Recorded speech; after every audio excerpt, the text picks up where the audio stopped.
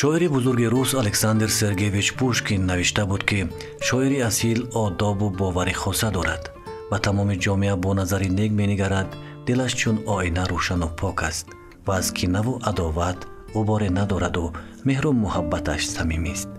این گفته ها را می توان نسبت قهرمان نوبتی برنامه پیروها نوشت.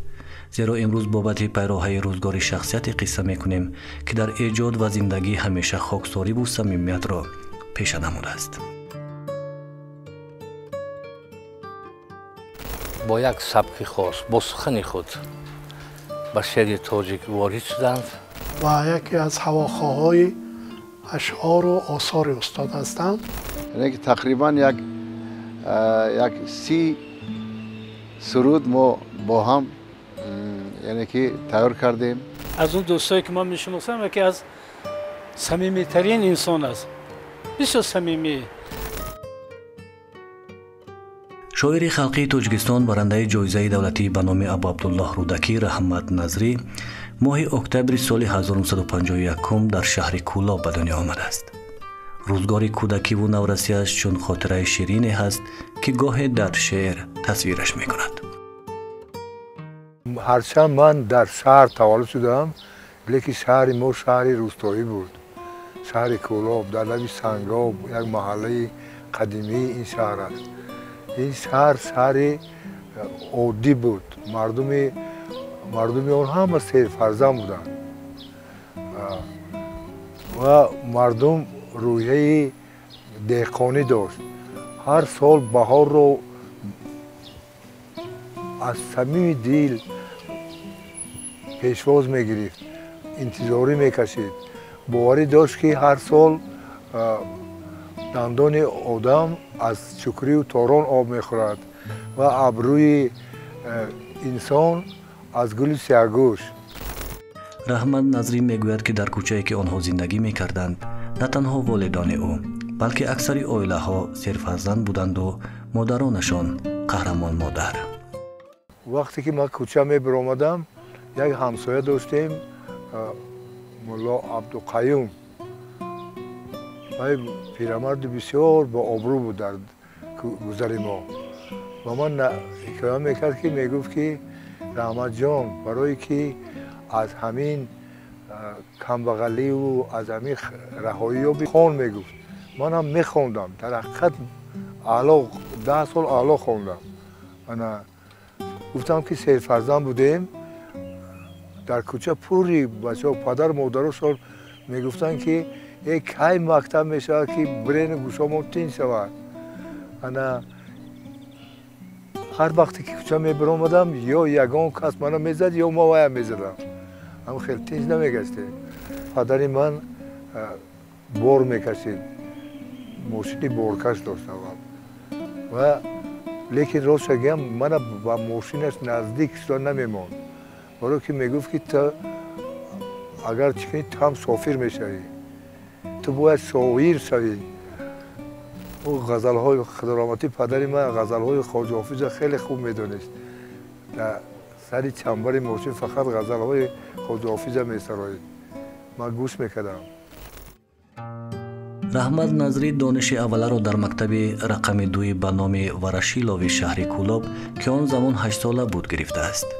او در مکتب با بهای خوب می‌خواند، در آزمون فن‌های دقیق و طبیعت شناسی شرکت می‌کرد. هنوز از همان سالها او غالب آزمون رسامی و آزمون نورسان ایجادکار شده بود که او را به شهر مسکو هم دعوت نموده بودند. من در کوچه‌ها که بیکار میگشتم، یک روز یک مرد روس گذشت و گفت که اینجا چیکار میکنی؟ گفت که اینا باغ پیانیرون داشتیم، در پالوس باغ طبیعت شناسان. گفت بیا صورت کشیده میتونی؟ گفتم میتونم. گفت صورت چیه کشیده میتونی؟ گفتم که صورت عرشه. با چیه میتونی؟ من گفتم چاینک و پیاله. گفت بیا. بعد نشان داد، رفتم. او محفل رسامان جوان بود است، ویتالی لوکاسیویچ. باید قید کنم که تمام روزهای کولابی تاجیکی حرف میزدن، خواه اسیتین ها باشند، خواه ارمنی ها باشند، خواه یهودی ها باشن همه با شیوه مردم کولاب حرف میزدن و من همیشه او را همراهی میکردم. در لب جر میرفتیم، منظره ها میکشیدیم. من از اونجا بسیار درخت ها بسیار، برای همینم در اشعار من در سرنوشت درخت ها شعرهای بسیاری دارم اگر دقت کرده باشید. همونا از ویتالی لوکاسیچ آموختم. صورت های کشیده مرا با آزمونی رسامونی هوسکار که تا 36 ساله اشتراک داشتن و دوشنبه فرستادن و من جای دوم را گرفتم. در باغ طبیعت شناسان یک نفر مردی کهنسال سیبیر بود که از جنگ راست و سیبیر نرفته و کولاب آمده بود. ایوان یوگرافیش پرژلسه. او هم تاجیکی خوب میدونید. مرا به محفل خود دعوت کرد. در اونجا 2 نوی گندم ما گرفته گردآلود کردیم. و من پرورشی هم بسیار دقت کردم و در نتیجه یک نمود نوی گندم به میان آمد. اونا فرستادیم به ودنخای SSR، بیستفکه کامیابی های خلق اتحاد شوروی. در اونجا به من مدل نقره فرستادن، توفه و بعد تابستان 4 راحت فرستادن. من همراه استادای خود 10 روز با تماشای بیستفکه کامیابی های خلق استر رفتن تماشا کرده. رحمت نظری در مکتب فنهای دقیق را دوست می داشت و آرزوی معمار شدن را داشت، ولی سالهای مکتبی به شعرنویسی آغاز نمود. محبت شعر و سخن در وجودش بالا گرفت. نخستین شعرهایش در مجله مشعل و بعداً در روزنامه معارف و مدنیت و کمسمال تاجیکستان روی چاپ آمدند و با توصیه استاد باقی رحیم‌زاده او را به دوشنبه دعوت کرده می‌خواستند تا او برای تحصیل به شهر مسکو رود. وقتی که خطکشان مجله را آورد من دیدم که شعر من در اونجا است. بعد فریاد زدم که اوچا من شاعر شدم و حیران که اول اوچا گفتم فرو و یگان با دولان برام چی گپه من گفتم شعر من چاپ شده من شاعر شدم. با فکرم اولین بار خودم رو شاعر گفتم، دیگر نگفتم. برای که بعد کلاسیکای هم خواندم، یگان کلاسیک بزرگ خودمان خودش شاعر نمینامد. این شاعر بسیار چیزی بلند است. اون وقت تحصیل توصیف 10 بود. بعد استاد باقی رحیم‌زاده، استاد روانشاد، استاد زنده‌یاد منو به دوشنبه دعوت کردند و خواستند که برای تحصیل و انستیتوت جهانی ادبیات به نام گورک فرستیم. لیکن من از آزمون دیر کردم و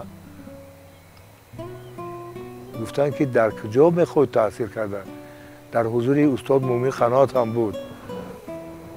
استاد مومن قنات کاتب یکم اتفاق نویسنده ها بود. من که آمدم بعد گفتن چی میخواید؟ گفتم که من معمار شدنی هم. استاد مومن قنات گفت درست، راه درست. لیکن استاد باقر رحیم‌زاده گفت نه، بهتر است همین کدام فاکولته اونیورسیت گویی همونجا داخل شویم تا کمک کنیم داخل شوی. 1 سال روسیه آموزی بعد تا باز مسکو خواندن میفرستیم.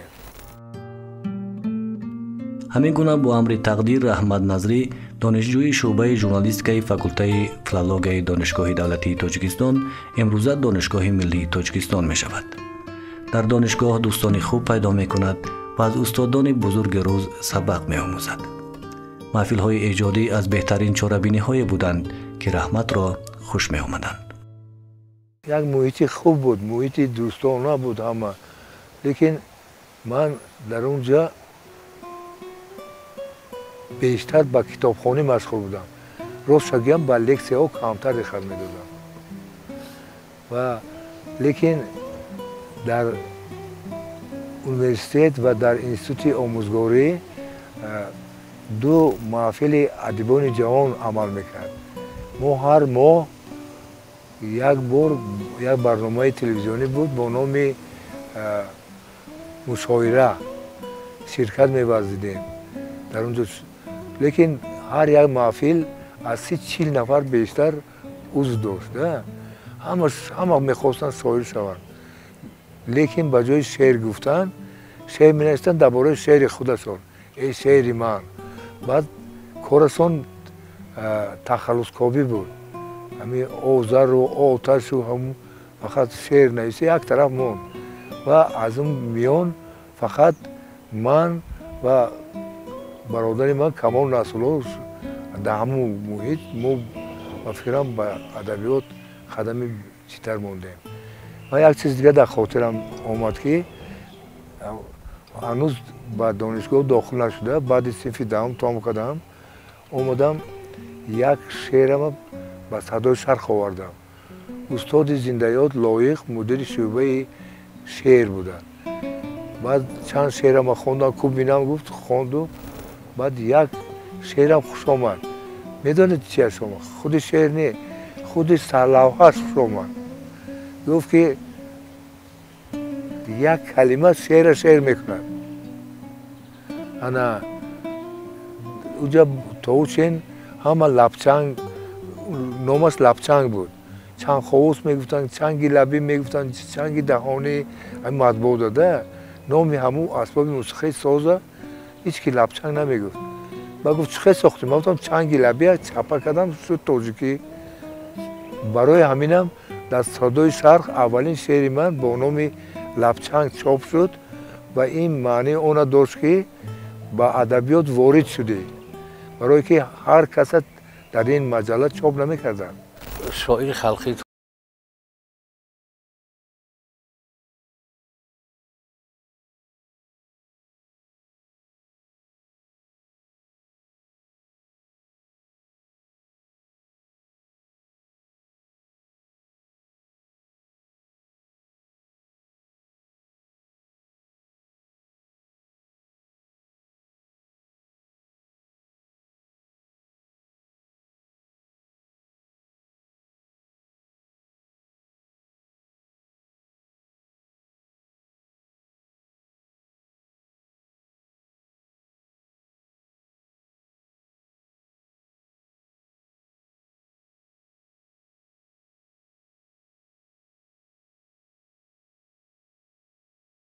رجب، لایق شعر بازار صابر، صدگل نظر با ایجادیات رحمت نظری از همان سالها به نظر می رسد. خیلی توجه جدی، چون که رحمت نظری با یک استعداد طبیعی، با دانش بسیار عمیق به شعر نوی تاجیک وارد شدند. دانشگاه را در حلقه دوستان و محبت استادان ختم می کند و به روزنامه معارف و مدنیت به کار می آید. آنجا به نوشتن مقاله ها دایر بر رشد معارف می کوشد و پیوسته شعرهایش در روزنامه و مجله ها روی چاپ می آیند و دوستیش با اهل قلم بیشتر می شود. من عموما پیش استاد مومن قناعت، پیش استاد لایق، پیش استاد بازار صابر بسیار می آمدم و هر یک شعر آب حیات نام داشت. پیش استاد بازار صابر باور کنید یک 10 مرتبه آوردم، خط زده میداد، تحریر میکردم. همون شعر اخیر چاپ نشد، همین گشته و برگشته. لیکن حاضر میفهمم که همون استادا مجبور میکردن که همین آموزد. یک باره خیلی من شعر امروز فکر میکنم شعر علم است، خود علم است. این بزرگان ادبیات ما همه عنوان حکیم داشتند. حکیم عمر خیام، حکیم نظامی گنجوی، حکیم ناصر خسرو. این عنوان هر کس نمیگیرید، یعنی انسیکلوپدیست بودن.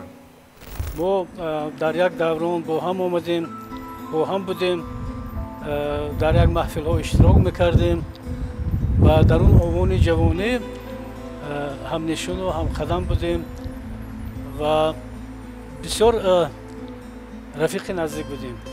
استاد مومن قناعت هر بار ما میدیدن میگفتن که شما جفتک میره، یعنی که همیشه همراه هستید در یک ردیف. رحمت نظری از اون دوستایی که من میشناسم یکی از صمیمی ترین انسان است، بسیار صمیمی، بسیار پاک نهاد، بسیار انسان خیرخواه و خیرجو، نیک بین. و این طولی که مثلا قریب 50 سال علاقه ما دوستی داریم و همیشه با هم بودیم و هم نشین بودیم و هم کارم بودیم. من در رحمت نظری فقط صفتهای نیک دیدم. بسیار انسان دوست است. همین یک دفتر کاری که در اتفاق نویسنده ها داشت همیشه درش باز بود. ما با استاد رحمت نظری گفتم که از سالهای 90 شناسایی داریم. اولین شعرهای خود وقتی که همچون شاعری جوان به قول آوردیم برای چاپ کردن، اون کس همون بخش ادبی ادبیات صنعت بودن، مدیری ادبی بودن و هر دفعه که شعر می‌آوردیم البته به تأخیر و بیسچی، یعنی که به چاپ میرفت، هرگزه چاپ میشد، مصلحت میدادن و همین خیلی آهسته آهسته همکاری، بعد از اون همکاری به یک دوستی عجایب با استادی و شاگردی برگشت و تا همین وقت ما مناسبت ما کنده نیست. هرگاه که میبینن سراغ میکنن، صحبت ها میکنیم و در این برابر از همه بیشتر این است که ما مخلص و یکی از هواخواهای اشعار و آثار استاد هستم و شاید همین که این پیوند دوستی و استادی و شاگردی ما هم سبب این باشد که یک شاعری به نوع خود بمانند، یک شاعری واقعا شاعری که با حرف کلام میتوان گفت که شاعری تاجیک. سال 1979 او را برای فعالیت به اتفاق نویسندگان دعوت می‌نمایند و همان سال او عضو اتفاق نویسندگان می‌شود. و او تا سال 1983 همچون کارگزار دفتر ترغیب ادبیات بدیعی اتفاق نویسندگان و بعداً همچون معاون سرمحرر هفته‌نامه ادبیات و صنعت فعالیت کرده است و بعداً کاتب مسئول کمیته جایزه دولتی تاجیکستان به نام ابو عبدالله رودکی در ساحه ادبیات، صنعت، معماری و ژورنالیستیک نزد حکومت جمهوری تاجیکستان بود. همون اصولی صدای سرخ که هر شعر راه نمیداد، من کوشش میکردم که بهترین شعرها در ادبیات صنعت چاپ شد. بعضی شاعرها از من میرزیدن لیکن راه نمیدادن. بعد وای یک 12 سال رئیس شورای نظم اتفاق نویسنده بودم. در این شورا اول استاد لایق کار میکرد، بعد استاد بازار صابر کار کردن هم مدت، بعد من 12 سال کار کردم و چونکه همه تمام ایجادات ادیبان جهان من آشنا بودم با این ایجادات اونها و شعر خودم هم در برابر و میآموختم. عموما من از تمام استادا بهره برداشتم. همین گمان میکنم که تمام شاعران همون دوره استادای منند. در دوران استقلالیت پس از استادان، استاد لایق، استاد بازار، استاد گلنظر، گلوسار، اینا نسل نوی که بود نسل ما بود و همین نسل اصلا نوبسته به همین نسل هم ما امروز از اون شاعرایی که داریم اگر یک چند نفر بهترین رو همچون شاعر بهترین رو خواهیم نام بریم، یکی از اونها رحمت نظری است. رحمت نظری واقعا شاعر است. اکو صفت‌های شاعری رحمت خجستگی خودش دارد. استاد بازار صابر گفته بودن که من شعر رحمت نظری رو در ردیف شاعران موفق فارسی زبان میخونم. به همین معنی گفته بودن که یعنی که سطح شعری رحمت نظری بسیار بهای بلند گرفته بود از جانب استاد بازار و استاد لایق و دیگر استادا. رحمت نظری همه اونایی که شعر درک میکنن، شعر باگذاری میکنن و شعر او ارج بسیار بلند گذاشته بودند. فرق ایجادات استاد رحمت نظری در این است که بسیار شعر تاجیکانه، تفکر تاجیکانه و دنیای تاجیکانه دارند و همین بسیار در سطح عالی در شعر میگنجانند و وقتی اشعارشان میخوانی روبرو با یک شاعر بزرگ تاجیک هستی که تا جای این باعث افتخار ما نیز هست. به زبان خلق رو آوردند و تعداد خیلی زیادی عبارات، ضرب المثل ها، مقال ها، واژه ها رو از زبان خلق به شعر کوچاندند که این ابتکارات شاعر نه تنها در تاجیکستان یک رخدادی مهم بود، بلکه برای همزبانان ما در حوزه ادبیات دری، در حوزه ادبیات ایران قابل توجه گردید. ما و تو با مشقش مراجعت میکنید که ما و تو مثل از پایی هستیم که عرابه محبت میکشیم. اون وقت به این گپ چنین طرزی بیان نبود، چنین طرز بیان تازگی داشت. شعر همین است. شعر همون وقت شاعر همون وقت موفق است که سیمای خودش در شعر داده تواند. ما شعرش خوانیم گوییم سیماش ببینیم و وقتی که ما بیان بریم شعرهایش در پیش نظر ما جلوگر شوند. این یعنی که بدیعیت شعر، یعنی که شاعر به هدف خود رسیده است، خودش در سخن در شعر پدیدار کرده توانسته سیمای خودش از دیگران تفریق دارد. رحمت نظری سالهای جوانی در فستیوال‌های هشتم، نهم و دهم عمومی اتفاقی شاعران جوان اشتراک نموده، نمونه ایجادش بهای بلند گرفته است.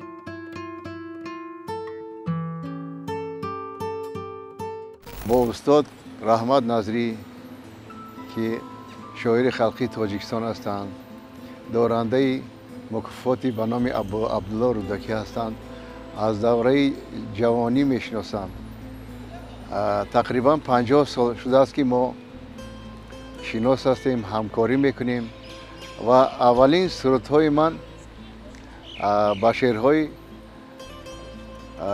رحمت نظری ایجاد شده‌اند و اولین سرودی من نیز با ارکستر گلشن نیز سرودی ای وطن با شعر استاد رحمت نظری آغاز شده است. انا سرودهای زیادی من از اشعار رحمت نظری خواندم. بعضی شعرهایشان را از مجله ها می گرفتم، از کتابشان می گرفتم و بعد بسیار وقت شده است که آهنگ پیدا می شود، شعر ندارد. من مراجعت می کنم به استاد رحمت نظری و به همون وزن برای من شعر می نوشتند. من بسیار مثال ها آورده میتونم. سرودی برگ سبز، عشق اول، چشم روشن و دیگر آهنگ های بودن که اول آهنگ پیدا شد، بعد با همون آهنگ شعر نوشتن. یعنی که تقریبا یک 30 سرود ما با هم یعنی که تیار کردیم، ایجاد کردیم و در خزینه رادیو و تلویزیون محفوظ هستند.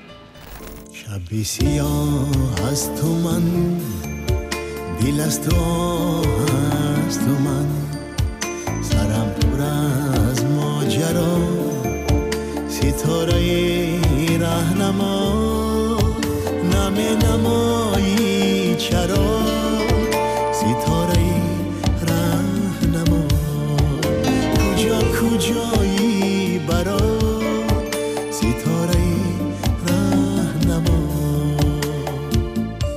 شعرهای را انتخاب میکردم که با همین دردی من خورد، یعنی که با من موافق باشد، یعنی که چیزی که با همون آهنگ موافق باشد، یعنی که سرود شوخ باشد یا که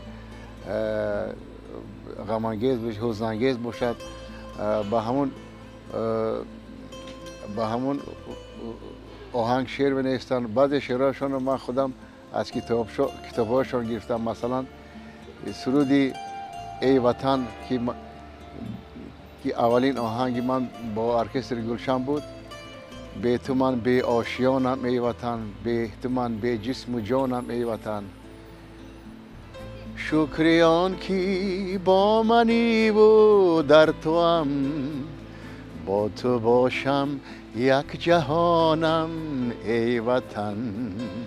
و من در هر موضوع شعر دارن و سرودها نیز در هر موضوع درباره عشق اول بود، سرودهای مادر.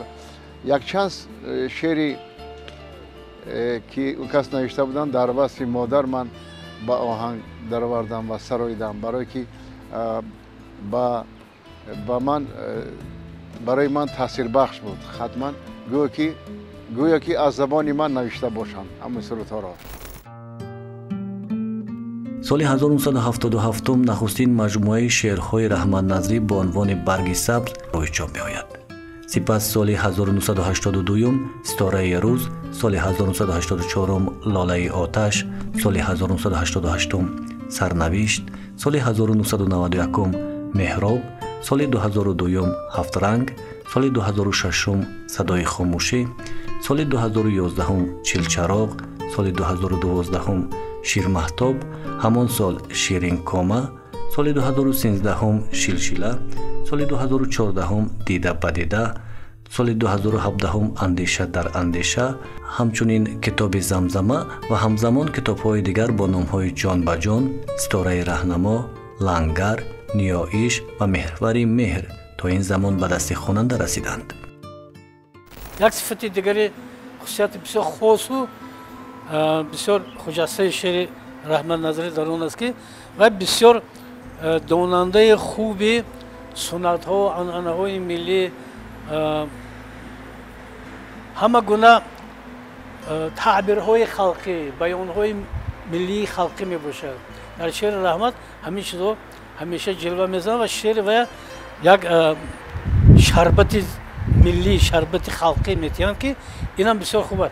کم شاعرای دور ما که مثل رحمت نظری در شعرشون معرفت ملی، معرفت مردمی همه تجسم شاعرانه یافته باشد.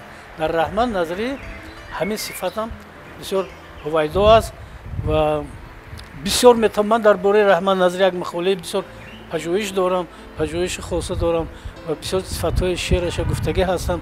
رحمت نظری نه تنها گویم که شاعری جدی و هم موضوع شعرهای رحمت هم بسیار فراگیر است و هم شعرهای گویم که وطن دوستانه بسیاری دارد و شعرهای وطن دوستانه رحمت نظری خاص خودش هستند، مثل ستایشی نیستن و همین خاصیت‌های خاصی ملی مردمی سرزمین مثلا خطلون زمینه بسیار توانسته زیبا شاعرانه در شعر بدهد و دیگر شعرهای عشقی اولی جناب دارد. در همه ژانرها، در غزل، در رباعی، دو بیتی بسیار نمونه‌های برجسته اولی جناب شعر دارد که مثلا یک دو بیتیش میتونم مثال بیارم که نگاه زور ما دارد زیای، سر تنهای ما دارد خدای، توی دورا مبین ما را تهیده است،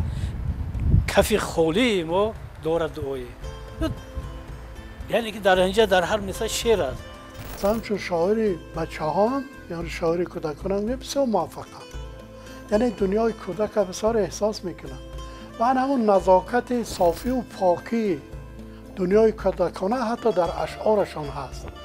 یعنی اصلا باطنی ملت ما یک ملت هستیم که باطنا بسیار صاف، به آلایش، یک ملت نظیف و همون دنیای کودکی در هر سن ساله در یک تاجیک دیده می شود. همین عجابت هم در همین از وقت شعر کلانسالی برای کلانسالانی استاد رحمت هم میخوانی، همون یک سادگی صافی در اونجا ظهور میکند. شعر کودک هم میخونی، همون دنیای صافی به آلایش است و برای همین و یک خیلی باز پیام های ایجادی هست در شعر. شعر کودک بسیار شعر مشکل است، گمان میکنند، لیکن در اصل برای کودک متوجه کردن و جز هنر شاعری و جز دنیای کودکانه با راه های دیگری هست. باید بدانی چی بگویی که به دل کودک راه بیابی و همین اسلوب در استاد رحمت نظری. من مثلا همچون کلانسال وقتی شعر کودک را میخوانم، همون مشتاقیه که یک کودک نسبت شعرش میتونه داشته باشد، من در خودم همون احساس میکنم. یعنی من با هم مثلا که تجربه و اون چیزی که دارم حاصل کردم، بازم مفتون میشم به اون شعر کودک استاد. در ما این خیلی شاعران موفق چه از گذشته ها چه از امروز بسیار کمند، انگشت شمارند واقعا. امشب برای تو، تنها برای تو، امشب برای تو، تنها برای تو، دل میزند دلم در دل هوای تو، دل میزند دلم در دل هوای تو. امشب از آسمان میبارد آرمان، امشب از آسمان میبارد آرمان، امشب به ماهی نو دارم دعای تو، امشب به ماهی نو دارم دعای تو. نمونه شعرهای رحمت نظری در نشریه‌های بزرگ دیگر کشورها نیز ترجمه و نشر شدند. بعد اظهار داشت که رحمت نظری با اهل هنر کشور همکاری زیج نموده، شعرهایش از جانب بهترین هنرمندان از قبیل ظفر ناظم، جورابک مرادوف، بهادر نعمتوف، کرامت الله قربانوف و دیگران سراییده شدند.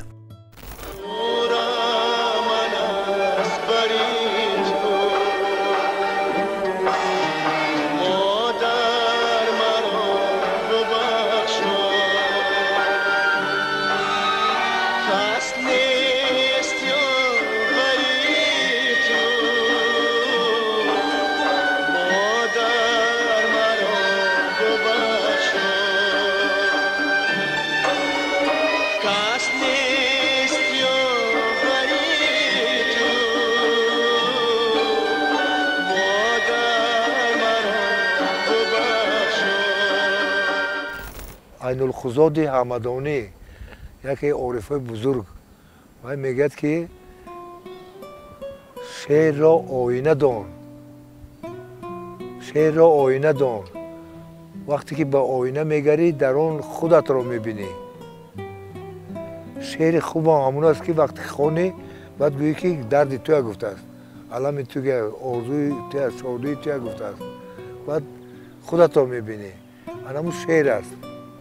حتی بعضی شاعران میگن که خیلی احساس که همین گپا من میدونستم، برای چی من خودم نگفتم. همون شعر است، شعر اخیر. وطن هر یک بد و نیکت دوا شد، گل و آب و زر و ریگت دوا شد. چو ترسیدم شب من از سیاهی، سیاهی تگ دیگر دوا شد. ببینید همون چیزی که من گفتم که همون چی ملی ضرب المثل و مقال و گفتارهای ملی بسیار زیبا شاعرانه استفاده میکنن. خود این شعر است که مثلا سیاهی گرفته موردن، این همین چیزهای سنی ملی از همه بیشتر در شعر معاصر ما رحمت نظری استفاده میکند و این یکی از بهترین خصوصیت‌های شعر اوست. بنابر همین من گمان میکنم که رحمت نظری در صف اولین شاعرای امروز ماست.